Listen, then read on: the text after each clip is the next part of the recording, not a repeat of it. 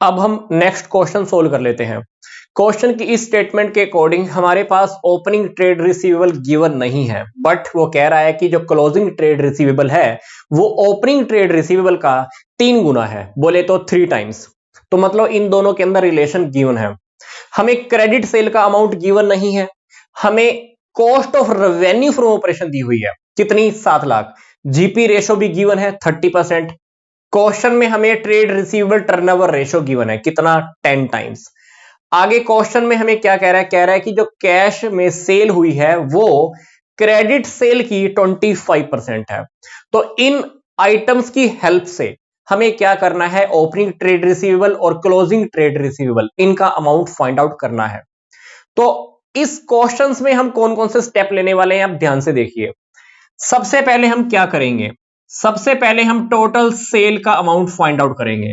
फिर total sale की help से हम क्या करेंगे, क्रेडिट सेल का अमाउंट फाइंड आउट करेंगे। अब जब क्रेडिट सेल आ जाएगी तो क्रेडिट सेल को हम यहां पुट कर देंगे और ये भी हमारे पास गिवन है। तो थर्ड स्टेप के ऊपर आकर हम क्या करेंगे, एवरेज ट्रेड रिसीवेबल को फाइंड आउट करेंगे। जब average trade receivable find out हो जाएगी तो हम क्या करेंगे, एवरेज ट्रेड रिसीवेबल के फॉर्मूले के अकॉर्डिंग ओपनिंग और क्लोजिंग दोनों के दोनों ट्रेड रिसीवेबल फाइंड आउट करने वाले हैं।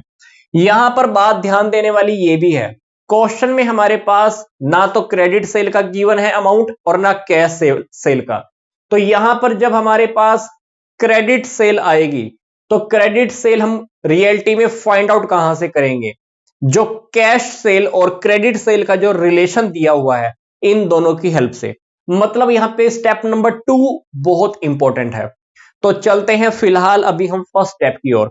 फर्स्ट स्टेप में मेरे को क्या करना है, अभी टोटल सेल्स का अमाउंट फाइंड आउट करना है। कैसे करेंगे, इसकी हेल्प से, cost of revenue from operation और जीपी रेशो की हेल्प से। अब आपको पता है कि जो जीपी रेशो होता है वो हम जीपी की किससे कंपैरिजन कराते हैं, सेल के साथ।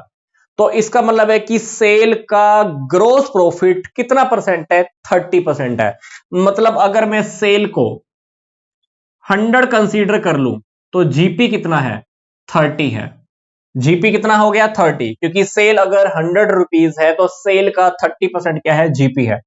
तो अगर जीपी 30 है तो मतलब कॉस्ट कितनी है, कॉस्ट 70 है। कैसे, ध्यान से देखिए। क्योंकि अगर मैंने 100 रुपए की चीज सेल की, 100 रुपए का मैंने कोई प्रोडक्ट सेल किया जिसमें से 30 रुपीज तो मेरा प्रॉफिट है, तो मतलब उसकी कॉस्ट कितनी होगी, 70। तो 70% यहां पर क्या है, कॉस्ट है। तो परसेंटेज के अकॉर्डिंग कॉस्ट कितनी है, 70। तो यहां पर अमाउंट में कितनी दी हुई है, कॉस्ट 7 लाख। तो अगर सेल परसेंटेज में 100 है तो यहां पर आप फाइंड आउट कर लेना। तो यहां पे जब आप फाइंड आउट करोगे तो यहां पर आपके पास टोटल सेल का अमाउंट आ गया। क्या आ गया आपके पास, टोटल सेल। यहां पे देखिए स्टेप नंबर 1 मेरा क्रॉस हो गया है। स्टेप नंबर 1 के अंदर मैंने क्या किया, इन दोनों की हेल्प से मैंने टोटल सेल का अमाउंट फाइंड आउट किया है। अगर 30% ग्रोस प्रॉफिट था तो सेल को मैंने क्या मान लिया, 100। तो 100 का 30% ग्रोस प्रॉफिट, तो 100 रुपए के प्रोडक्ट में से अगर मैंने 30 रुपए का प्रॉफिट कमाया हुआ है तो 70 रुपए क्या होगी मेरी कॉस्ट। तो ये कॉस्ट तो हमें अमाउंट में गिवन थी। तो परसेंटेज के अकॉर्डिंग कॉस्ट 70%, तो अमाउंट में कितनी थी, 7 लाख। तो परसेंटेज में अगर सेल 100% है तो अमाउंट में टोटल सेल का अमाउंट क्या आ गया, 10 लाख। तो टोटल सेल मैंने फाइंड आउट कर ली, दैट इज 10 लाख रुपीज।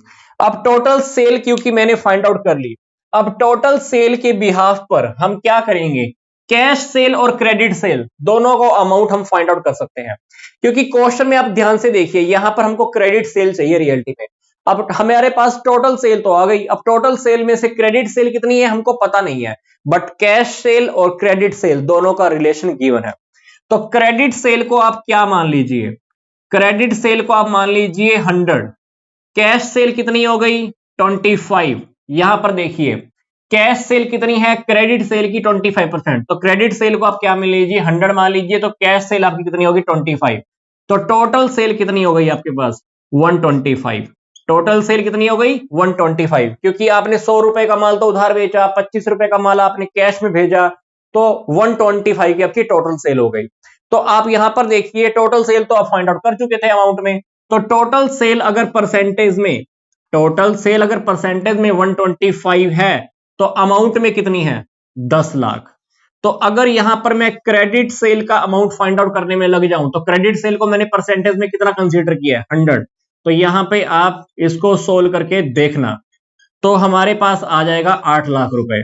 तो मतलब क्रेडिट सेल भी आपकी आ गई कितनी 8 लाख रुपए।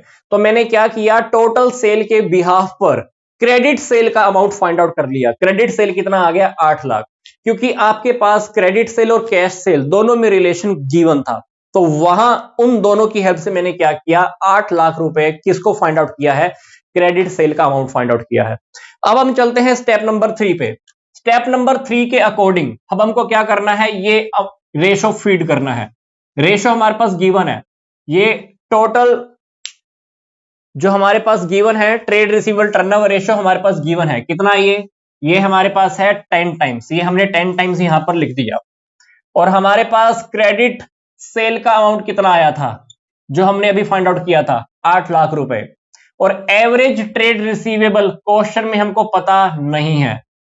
अब हमको क्या करनी है, एवरेज ट्रेड रिसीवेबल को फाइंड आउट करना है। ये मेरे पास आ गया 80,000, ये एवरेज ट्रेड रिसीवेबल कितनी आ गई 80,000। अब इस एवरेज ट्रेड रिसीवेबल के अंदर हमारे पास ओपनिंग ट्रेड रिसीवेबल कितने हैं, क्लोजिंग ट्रेड रिसीवेबल कितने हैं हमको पता नहीं है, बट दोनों के अंदर रिलेशन गिवन है।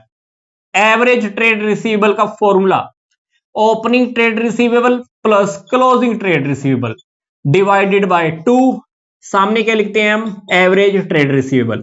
अब क्वेश्चन में ये देखिए कि क्लोजिंग ट्रेड रिसीवेबल कितना है, ओपनिंग का 3 गुना। अब ओपनिंग को आप क्या मान लीजिए x कंसीडर कर लीजिए, तो क्लोजिंग कितना हो गया 3x। तो यहां पर आपकी ये इक्वेशन रेडी हो गई, opening plus closing trade receivable की एवरेज, सामने एवरेज ट्रेड रिसीवेबल जो हम अमाउंट में फाइंड आउट कर चुके हैं।